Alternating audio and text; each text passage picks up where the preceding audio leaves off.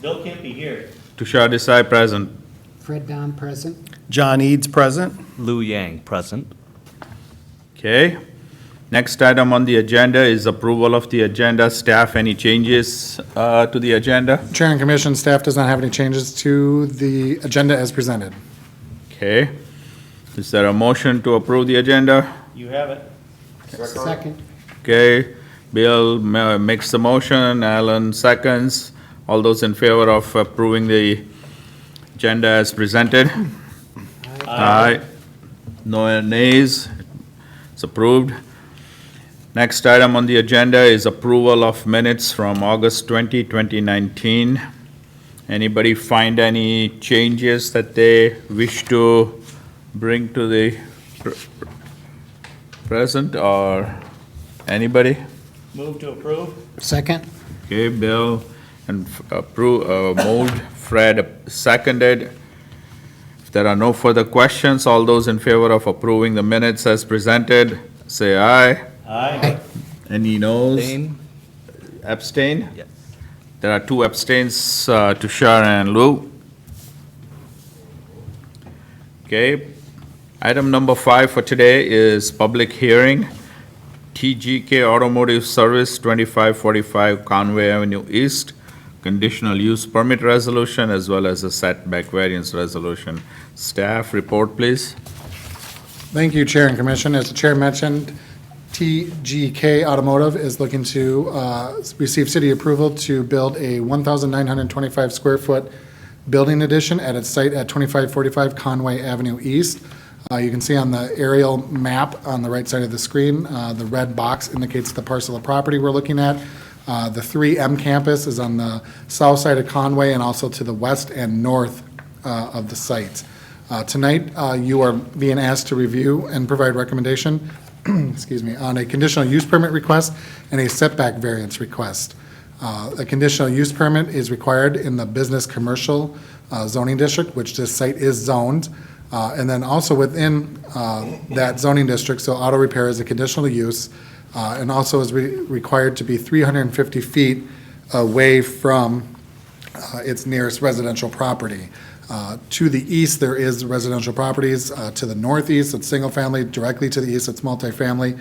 Either way, the closest residential line is 302 feet, so the applicant is requesting a 48-foot variance. And I do want to mention that earlier tonight, the Community Design Review Board also reviewed the design aspects of this request and recommended approval. All 3 items will move to the City Council on October 14th for a final decision, but we'll again ask for Planning Commission recommendation on the conditional use permit and setback variance. One other aspect I do want to point out about this site, it's currently a legal non-conforming, so it does not have a conditional use permit. The site was originally approved in 1962 before our existing rules were in place as they are currently regulating the site. So approval of a conditional use permit will work to bring the property into conformance. And staff is comfortable with the variance request as the property does have practical difficulties in expanding because of the characteristics of where the site is placed in a primarily dominated commercial zone, but also being right at the edge of a residential neighborhood to the east. I won't spend too much time here on the design aspects, but I do want to provide a background to the project so you have a full understanding of what the project is moving forward.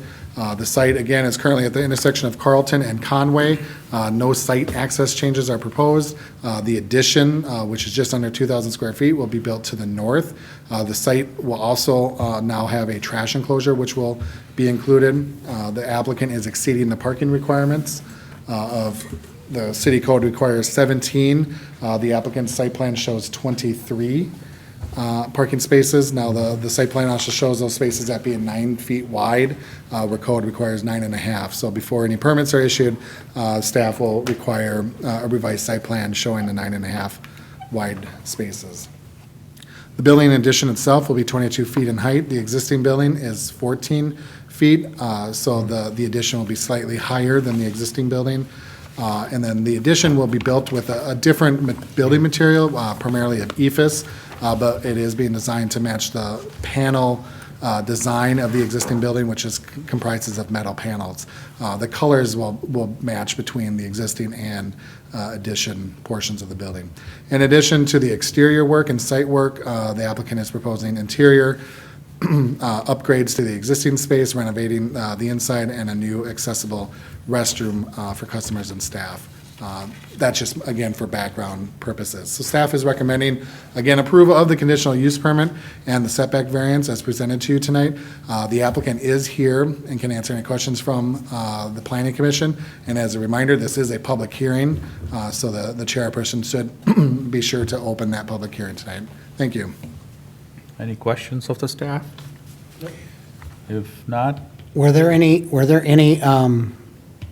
letters or any response from the public at all? Sure. Chair and Commission, thank you for that question. We did send letters out to property owners within 500 feet. That comprised of 8 property owners. We did receive 2 letters back, one from 3M, which had actually a panel of people that looked at this project, and they had no comments, no concerns. And then one nearby property owner that was very supportive of the project. when it was installed originally. Okay, thank you. Did not have a permit condition. Okay, if there are no other questions, I'll open up the item to public hearing. If the requester is in-house, if you could please come up. Nobody's, are you requesting the applicant? Yep. Please give your name, make a note of it in the, Sure. My name is Steve Iaria with Coma Architects and Engineers, 6115 Cahill Avenue, Inver Grove Heights, 55076. Good evening. evening. Yeah, I guess if there's any questions for us at this time, just a little background, TGK Auto has been in business for over 10 years now, and they've expanded from their starting out in Hugo, and have expanded to 7 locations now. And this particular facility was purchased a couple years ago. 3, okay, sorry, I keep going back this way. And so in order to, keep the business growth happening, they really need to have the extra space. It will offer them a couple extra repair bays, which will need a little slightly taller equipment, hoists, to be able to work on vehicles. So hence the slightly taller structure in the back. So if there's any questions, I'm happy to help answer. I saw the layout and everything looks pretty good. My only question is, when it comes to hazardous chemicals in this site, with the expansion, is there any specific plan to accommodate all those waste oil and any other chemicals that they use to clean parts, whatnot? At this time, we don't have any knowledge of hazardous materials in the space that we're planning to expand. I think what we will be doing is there's a couple things to correct and improve air quality, exhaust for the existing as well as the new. But as far as any hazardous waste on the premises, there's not a plan in place. So there isn't a storage tank for the waste oil that they do with oil changes and so on? And Yes. does that need expanding from the original I don't know if- Troy, size maybe to you the can current come up and- one? Sure. How is that all working out? I'm Troy Kaplan with TGK Automotive. Okay, Troy, welcome.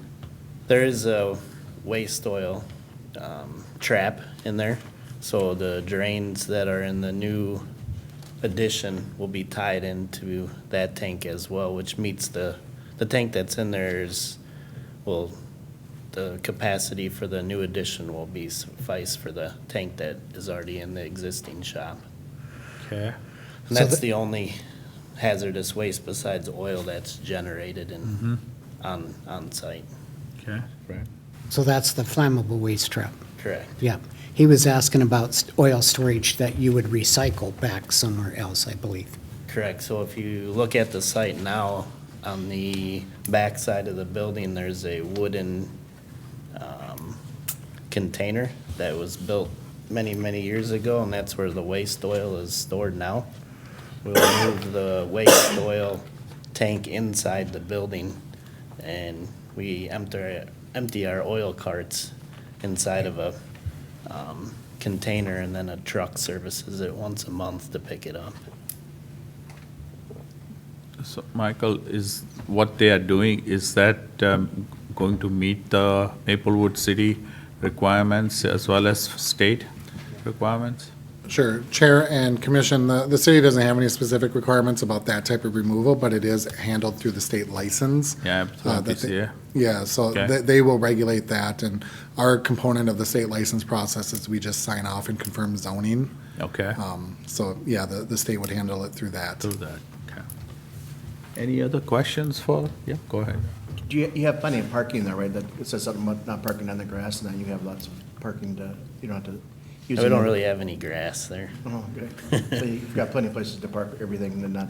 We not do. have to park on the street or anything, everything's. No, we park cars alongside Conway sometimes when it's filled up, but it's within our parking lot.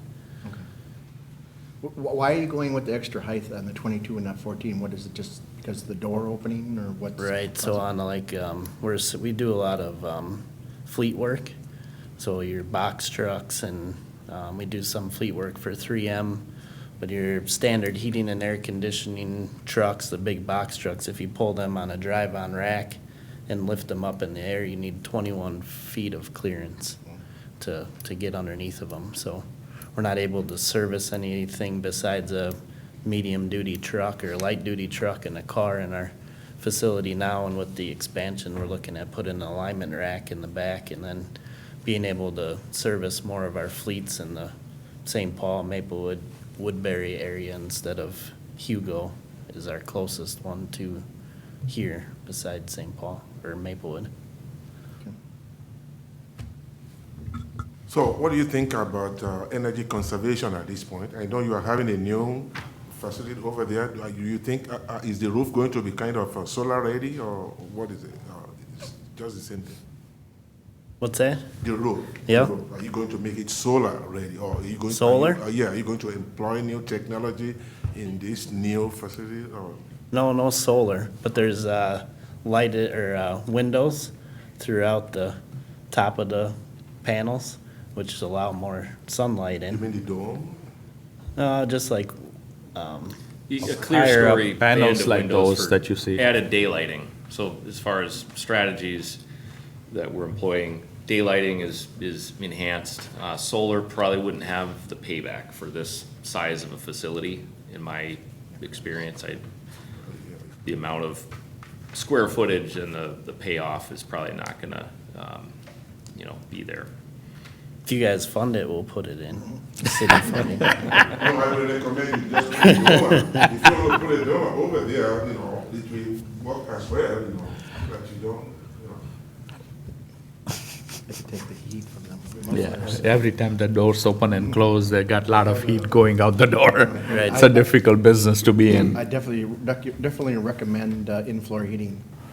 Yeah, we looked at that we just built a 12,000 square foot building up in Hugo, and the cost to do it was about $300,000 in that facility, and we ran the numbers on what we would save in heat, and Worth it. didn't work. Nope, doesn't pay back. Nope, it's very difficult. It's just nice to lay on when you gotta work on stuff. It is. And when the door opens. That's why it was tempting. Any other questions? There was some concern from the police chief about security and auto theft and things like that. How, have you had a problem with that, and how would you mitigate it kind of going So forward? at that location, we have not.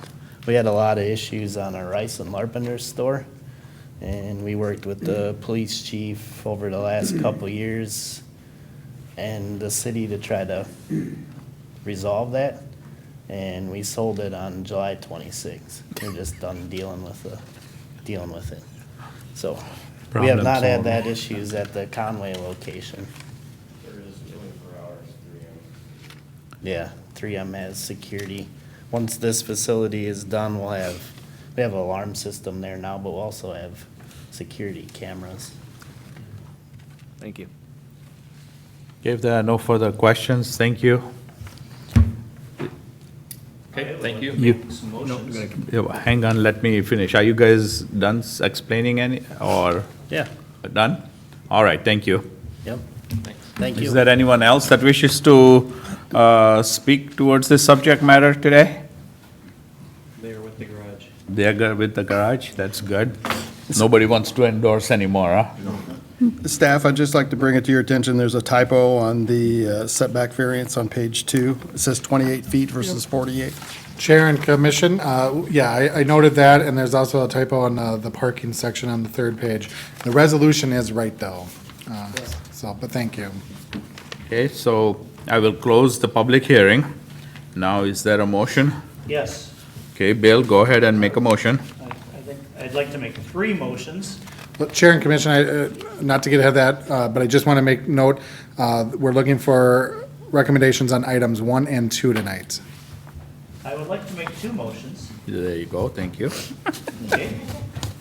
I would move to approve the conditional use permit for a motor vehicle maintenance garage at 2545 Conway Avenue East, which is within the business commercial zoning district. I'll second it.